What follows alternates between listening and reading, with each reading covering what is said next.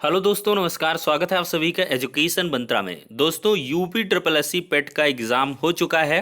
अभ्यर्थियों को काफ़ी बेसब्री से इंतज़ार है इसकी आधिकारिक उत्तर कुंजी और इसकी चयन प्रक्रिया के बारे में।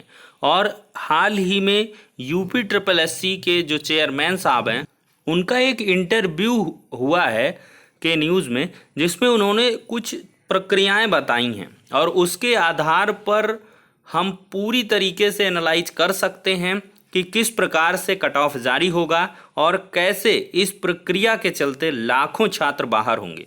और इसी प्रक्रिया का विरोध हो रहा है। छात्र जो समझ चुके हैं वो लोग विरोध कर रहे हैं और जो नहीं समझे हैं वो भी विरोध कर रहे हैं।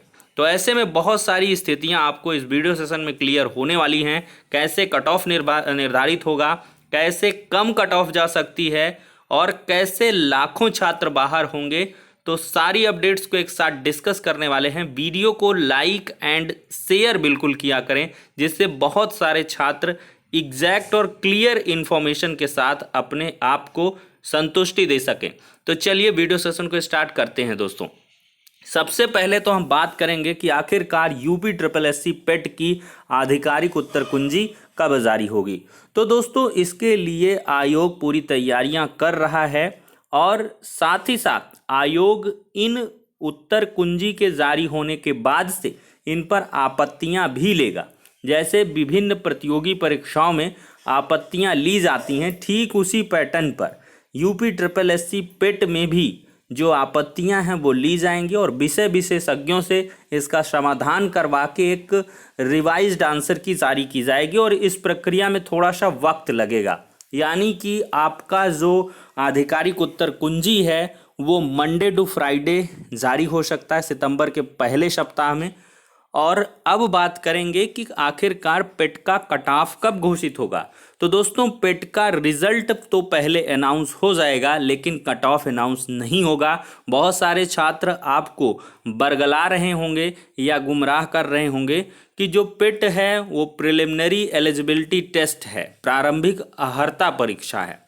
तो जब एलिजिबिलिटी है तो इसमें कोई कट ऑफ मार्क्स होने चाहिए, कायदे से तो होने चाहिए थे। लेकिन यहाँ पर पेट के लिए व्यवस्था ये की गई है कि पेट का एग्ज़ाम लेंगे और उसके बाद एक स्कोर कार्ड जारी करेंगे और उस स्कोर कार्ड के आधार पर आप आगामी जो भर्तियां हैं उनमें अप्लाई करोगे।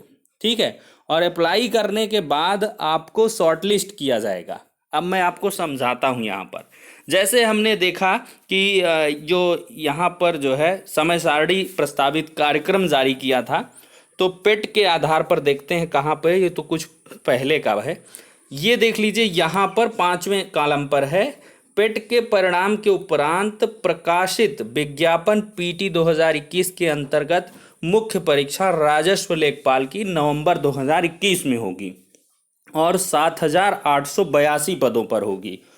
तो मोटा माटी आप इनको 8,000 मान लिया। चलिए, तो 8,000 पदों पर भर्ती होगी। अब नवंबर में इसकी परीक्षा होगी और चेयरमैन साहब ने कहा है कि अक्टूबर में इसके हम मोस्ट प्रोबेबली जो है जो एप्लीकेशन है उसके इनवाइट करेंगे। अब देखिए सीन क्या होगा।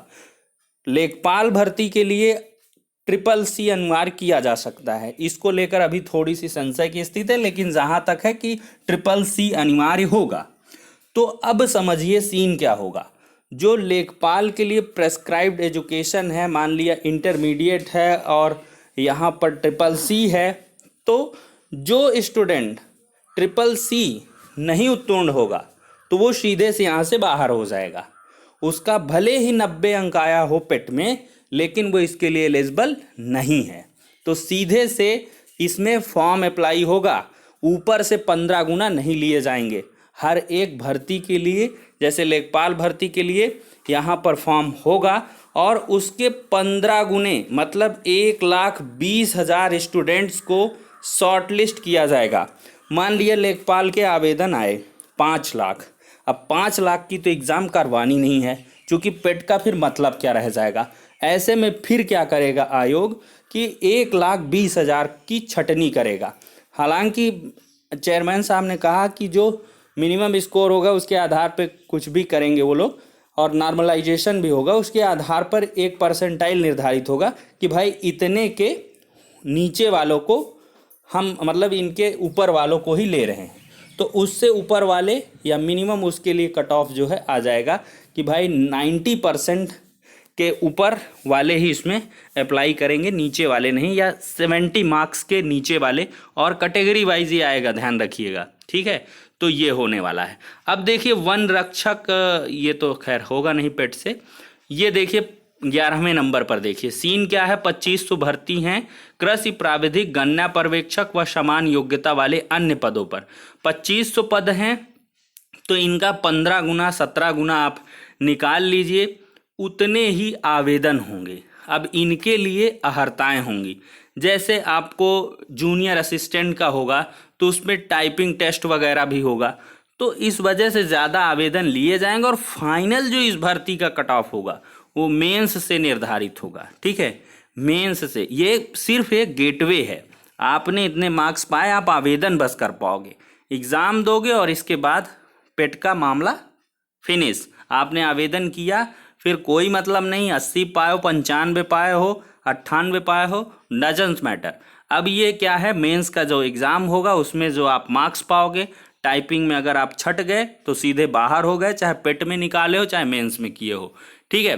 फिर इसी प्रकार से यहाँ पर दोस्तों देखेंगे तो 14वें नंबर पर 2000 पदों पर कनिष्ठ सहायक, आशुलिपिक और समान योग्यता वाले पदों पर मार्च 2022 का है। और फिर यहाँ पर लगभग 9000 पदों का वो भर्ती, ये देखिए 6वें नंबर पर रह गई स्वास्थ्य कार्यकर्ता और समान योग्यता वाले अन्य पद। अब स्वास्थ्य कार्यकर्ता के लिए यहाँ पे प्रेस्क्राइब जो डिप्लोमा होगा वही लोग अप्लाई करेंगे। अब नॉर्मल वाले हाई स्कूल, इंटर या ग्रेजुएशन किए हुए छात्र नहीं अप्लाई कर पाएंगे, क्योंकि उनके पास वो योग्यताएं ही नहीं रहेंगी। तो इस वजह से इसका कट ऑफ काफ़ी कम जाएगा, ठीक है। तो ये दोस्तों पूरी प्रक्रिया रहने वाली है। इसके लिए आप सोच रहे हो कि पेट का रिजल्ट आएगा तो उसका कट ऑफ निकल के आएगा, ऐसा कुछ नहीं होगा। फॉर्म आएगा हर भर्ती के लिए, उसमें अप्लाई करोगे आप, फिर उसके 15 गुने शॉर्टलिस्ट करेंगे और उसके आधार पर आपका कट ऑफ आएगा। तो ये पूरी स्थितियां हैं।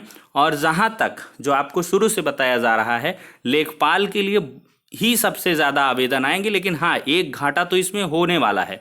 जो योग्यताएं रख रहे हैं छात्र, मान लिए लेखपाल की रख रहे हैं और किसी कारणवश उनके पेट में मार्क्स कम हो गए, पेपर खराब हो गया है, तो उनका पूरा साल बर्बाद हो गया है। क्योंकि आगे आने वाले वो सारे फॉर्म में बाहर ही हो जाया करेंगे, क्योंकि आवेदन करेंगे उनके मार्क्स कम हैं, ठीक है। सॉरी, आवेदन ही नहीं कर पाएंगे। बहुत सारे लाखों छात्र आवेदन ही नहीं कर पाएंगे। भाई 70% मान लिया, लगा दिया कि 70% मार्क्स या 70 कट ऑफ लगा दिया। अब 70 के नीचे 65 भी, 64 भी, 63 भी पाए हो तो आप नहीं अप्लाई कर पाओगे।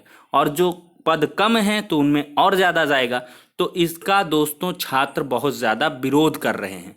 छात्रों को समझ में पूरी तरीके से आ गया है कि आयोग की क्या रणनीति है, और इस आधार पर लाखों छात्र बाहर होने वाले हैं।